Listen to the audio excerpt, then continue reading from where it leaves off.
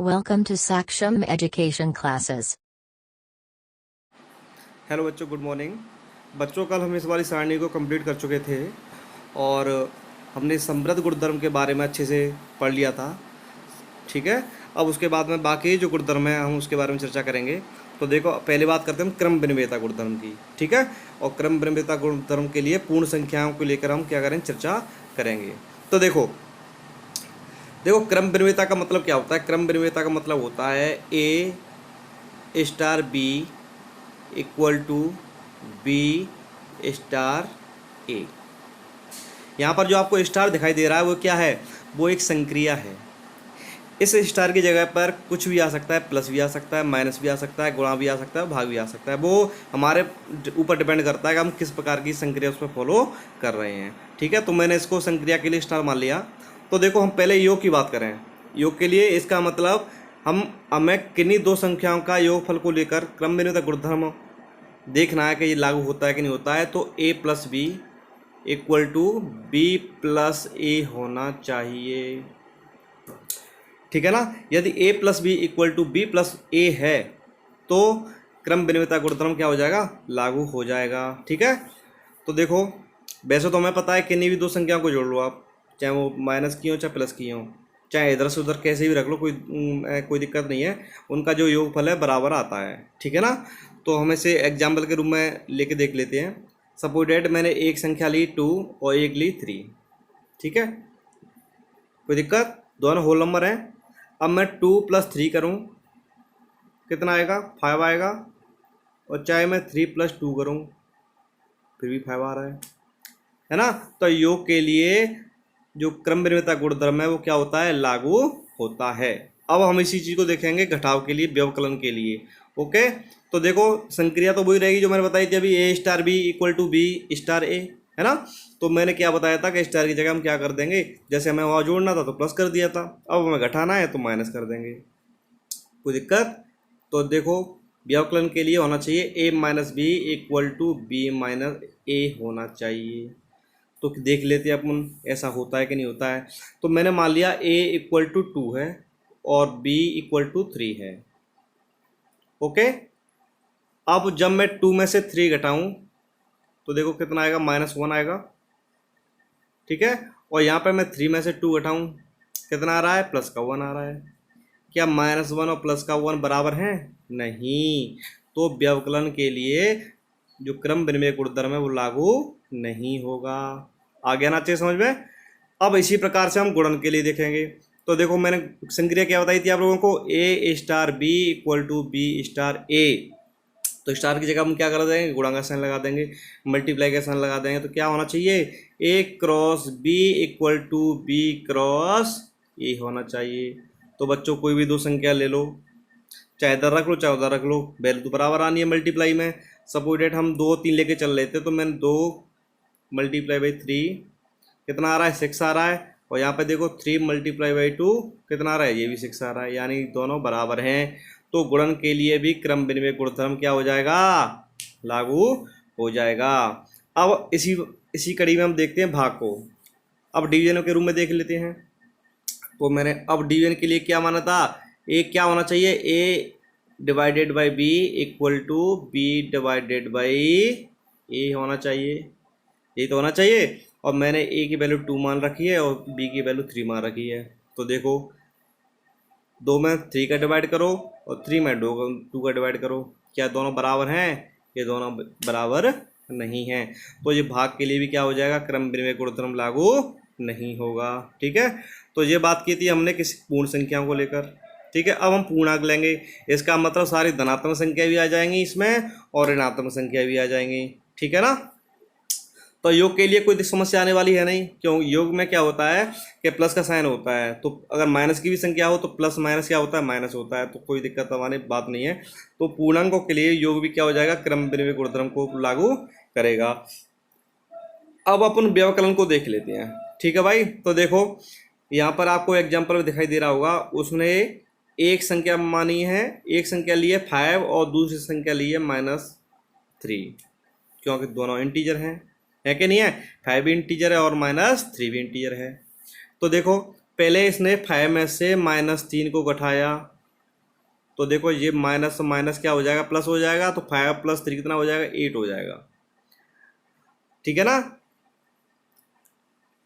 इस संक्रिया के अकॉर्डिंग क्या होना चाहिए, यही तो होना चाहिए, a minus b equal to b minus a होना चाहिए, है ना। तो जब हमने a माइनस बी किया तो कितना आ गया, 8 आ गया। ठीक है, अब हम b माइनस ए करके देख लेते हैं, यानी -3 - 5। ओके, तो -3 में से -5 गया, कितना कितना बचेगा, ये भी माइनस का ये भी माइनस का है, तो -8 हो गया। क्या ये दोनों इक्वल हैं, ये दोनों इक्वल नहीं हैं। तो व्यवकलन के लिए भी क्या हो जाएगा, ये क्रम विनिमय गुणधर्म लागू नहीं होगा। ठीक है बच्चों। अब इसी प्रकार से मल्टीप्लाई में देखेंगे, तो देखो मल्टीप्लाई में कोई समस्या आने वाली नहीं है। सपोज डैट एक संख्या प्लस की है, दूसरी संख्या माइनस की है, तो माइनस प्लस क्या हो जाएगा, माइनस की हो जाएंगी। चाहे इधर रख लो चाहे उधर रख लो, बात तो बराबर ही है ना। दोनों संख्या माइनस की है तो प्लस की हो जाएंगी। तो ठीक है, तो गुणन के लिए क्या हो जाएगा, क्रम विनिमय गुणधर्म को लागू करेगा। इसी प्रकार हम भाग के लिए देखेंगे। ठीक है, तो देख लेते हैं भाग के लिए। यहाँ पर एक संख्या इन्होंने 5 मानी है और दूसरी संख्या -3 मानी है। तो देखो 5 डिवाइडेड बाई -3 कितना आ रहा है, -5/3 आ रहा है। ठीक है, और जस्ट अपोजिट करके देख लें तो -3/5। क्या ये इसके इक्वल है, ये इससे इक्वल नहीं है। तो भाग के लिए भी क्रम विनिमय गुणधर्म जो है लागू नहीं होगा। ठीक है, अब जो प्रॉपर्टी है मेन पोटेंट हम परमेय संख्याओं के लिए देखेंगे, रैशनल नंबर के लिए देखेंगे। तो देखो योग के रूप में तो कोई समस्या आने वाली है नहीं, क्योंकि रैशनल नंबर में क्योंकि जोड़ तो अगर माइनस की संख्या होगी प्लस की संख्या होगी तो प्लस माइनस क्या हो जाएगा, माइनस हो जाएगा। तो यहाँ से कोई प्रॉब्लम आने वाली है नहीं। ठीक है ना।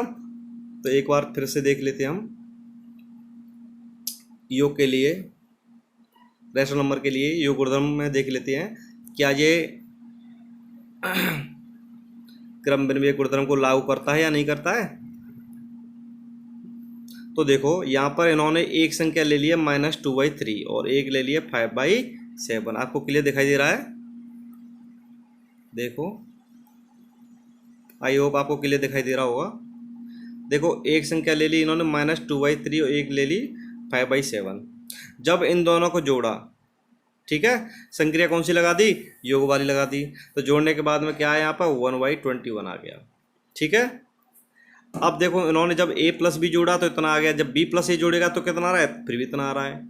इसका मतलब रैशनल नंबर के लिए भी ये वाला जो गुणधर्म है, क्रम विनिमय गुणधर्म है, लागू होता है। ओके, अब आगे चलते हैं।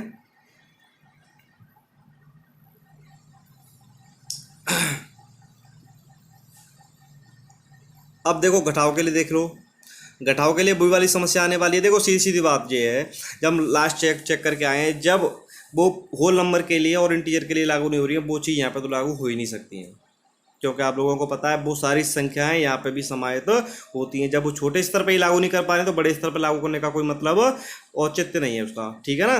तो इस वजह से आप इससे भी अनुमान लगा सकते हैं और पता कर सकते हैं, अनुमान क्या समझ सकते हैं। ठीक है, व्यवकलन के लिए भी क्या हो जाएगा, ये क्रम विनिमय गुणधर्म को क्या करेगा, लागू नहीं करेगा। ठीक है, लागू नहीं करेगा। अब गुणन के लिए लागू कर जाएगा, क्योंकि गुणन के लिए तो वही वाला फंडा है। अगर सपोज एक संख्या माइनस की है दूसरी प्लस की है तो प्लस माइनस माइनस हो जाएगा। तो इधर उधर कैसे सेट कर लो आप। ठीक है, तो यहाँ भी कोई समस्या आने वाली नहीं, चाहे ऐसे से मल्टीप्लाई कर लो चाहे इसका जस्ट अपोजिट करके कर लो, आंसर एक ही आने वाला है। ठीक है ना। तो गुणन के लिए भी क्या हो जाएगा, क्रम विनिमय गुणधर्म लागू हो जाएगा। देखो अब फिर समस्या आने वाली है भाग के लिए, और भाग के लिए आपको जब हम बताएं हमें होल नंबर के लिए और इंटीजर के लिए जब लागू नहीं कर पा रहा था, तो यहाँ पर रैशनल नंबर के लिए तो लागू करेगा ही नहीं, क्योंकि वो सारी संख्याएं रैशनल नंबर के अंदर क्या होती हैं, समाहित होती हैं। तो ये क्रम विनिमय गुणधर्म यहाँ भी लागू नहीं होगा।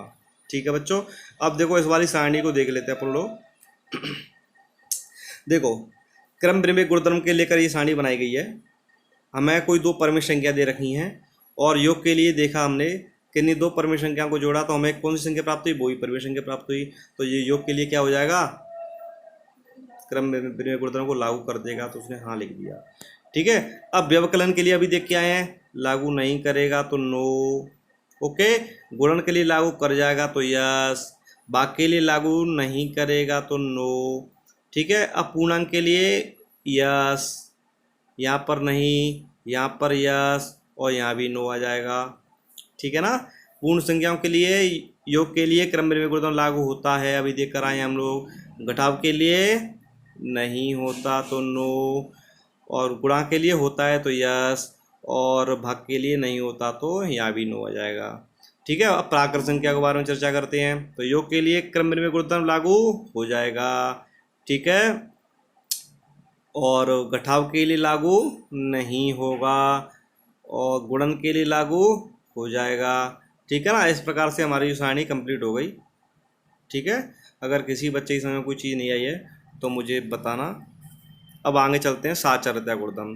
देखो, साचरता गुणधर्म एसोसिएटिव प्रॉपर्टी ये क्या होती है, इसका मतलब होता है a star b star c equal to a star b, एक सेकेंड,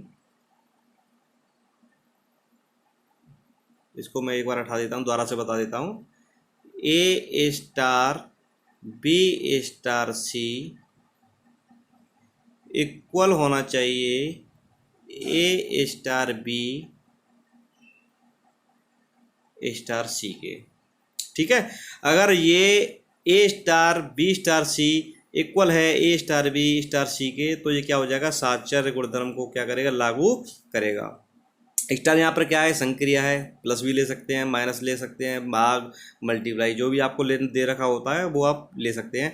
लेकिन ध्यान रखने वाली बात ये होती है, यहाँ पर जो ब्रैकेट जो आता है ऐसे लेंगे, यहाँ पर ऐसे लेंगे और यहाँ पर इस तरह से लेंगे। ठीक है ना। तो ए star b star c equal होना चाहिए ए स्टार बी स्टार सी के, तब ये क्या हो जाएगा, साचर्य गुणधर्म को लागू कर जाएगा, एसोसिएटिव प्रॉपर्टी को क्या करेगा, फॉलो करेगा। ठीक है, तो देखो योग की कड़ी में तो ये वाली कोई समस्या आने वाली है नहीं, क्योंकि आप योग तो कैसे भी आप जोड़ लो। ठीक है, जैसे मैंने कोई संख्या ले ली, एक मैं 2 ले लेता हूँ, एक 3 ले लेता हूँ, एक 4 ले लेता हूँ। ठीक है, तो देखो 2 प्लस ब्रैकेट 3 प्लस 4 ब्रैकेट बंद, देखो कितना आ गया, 4 3 7 7 7 ये हो गया, 2 ये हो गया, कितना आ गया, टोटल 9 आ गया। ठीक है, इसी प्रकार से 2 प्लस 3 ब्रैकेट प्लस 4, तो 3 2 कितना हो गया, 5 हो गया, 5 प्लस 4 कितना हो गया, 9 हो गया। ठीक है, तो कोई दिक्कत बारी बात नहीं है, चाहे कैसे भी जोड़ लो आपका। तो ये साचर्य जो गुणधर्म है योग के लिए क्या हो जाएगा, लागू हो जाएगा। ठीक है, अब देखो व्यवकलन के लिए वो वाली समस्या आने वाली है। ठीक है, तो व्यवकलन के लिए ये क्या होगा, ये लागू नहीं होगा। मैं इसका रीजन बता देता हूँ, आपको कोई भी एग्जांपल लेने की आवश्यकता नहीं है, तो मैं आप लोगों को ऐसे बता देता हूँ। देखो हमारी संक्रिया क्या थी, हमारी संक्रिया के अकॉर्डिंग ए माइनस बी माइनस सी इक्वल होना चाहिए ए माइनस बी माइनस सी के, ये होना चाहिए, नहीं होना चाहिए। लेकिन देखो आप ध्यान दो, जब यहाँ पर मैं ये ब्रैकेट खोलूँगा तो ये माइनस बी किसका है, प्लस का है, तो ये क्या हो जाएगा, ए माइनस बी, और सी माइनस का या माइनस ब्रैकेट बार भी माइनस लगा हो तो माइनस माइनस क्या हो जाएगा, प्लस हो जाएगा। तो हमें जो प्राप्त होगा वो क्या होगा, ए माइनस बी प्लस सी प्राप्त होगा ऊपर वाले से। ठीक है, अब हम नीचे वाले से देखेंगे तो देखो ब्रैकेट लगा हुआ है, तो ब्रैकेट का कोई प्रभाव नहीं पड़ेगा, क्योंकि ब्रैकेट से पहले किसी प्रकार का कोई साइन नहीं है। तो यहाँ क्या हो जाएगा, ए माइनस बी, और पीछे भी सी है तो सी, तो क्या देखो ए माइनस बी माइनस सी ए माइनस बी प्लस सी के बराबर है, नहीं है, क्योंकि यहाँ माइनस साइन आ रहा है और यहाँ पर प्लस साइन आ रहा है। ठीक है ना, इस वजह से ये क्या होगा, व्यवकलन के लिए ये साचर्य गुणधर्म जो है लागू नहीं होगा। ठीक है बच्चों, अब अपन गुणन के लिए देख लेते हैं। तो देखो गुणन में कोई समस्या आने वाली नहीं है, क्योंकि अगर सपोज डेट कोई नंबर माइनस का भी होगा तो क्या होगा, माइनस प्लस करके माइनस बाहर निकल आएगा, अगर 2 नंबर माइनस के होंगे तो प्लस का हो जाएगा, तो सेम प्रोसेस रहेगा। गुणन के लिए कोई दिक्कत वाली बात नहीं है। ठीक है, अब भागफल के लिए ये वाली समस्या आने वाली है। भागफल के लिए देखो कैसी समस्या आने वाली है, देखो 2 डिवाइडेड बाई 4, चाहे मैं एक एग्जाम्पल और ले लेता हूँ,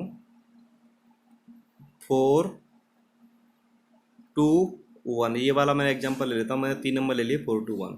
देखो 4 संक्रिया के अकॉर्डिंग क्या हो जाएगा, 4 डिवाइडेड बाई 2 डिवाइडेड बाई 1। ठीक है, यहाँ पर मैंने ये ब्रैकेट लगा दिया। ठीक है, 1 आ गया।